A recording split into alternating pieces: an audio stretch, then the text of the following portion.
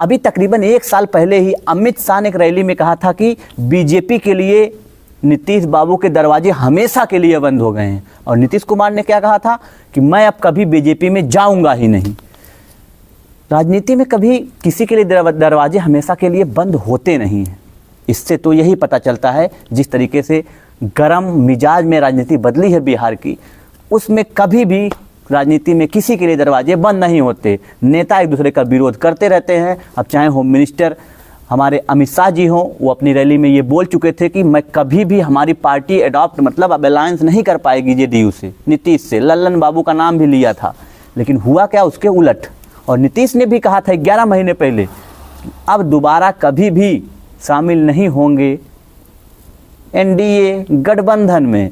लेकिन बाजी पलटी, समय बदला और समय के साथ साथ सुशासन बाबू अब विलन बाबू हो गए हैं। और जिस तरीके से विकास पुरुष कहा जा रहा था, अचानक से सबकी भावनाएं बदल गई और अब जो लोग सम्मान कर रहे थे, हालांकि नीतीश की जो छवि है बिहार में वो पलटू और दल बदलू की है, क्योंकि 9वीं बार वो शपथ ले चुके हैं अब।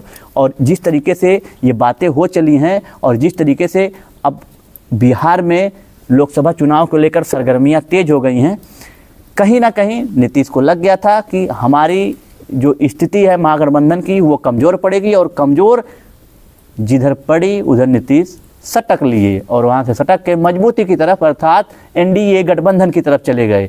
अब बिहार के मुख्यमंत्री हैं वो और सारी चीज़ें, प्रक्रियाएं सबकी बदल गई हैं। धन्यवाद।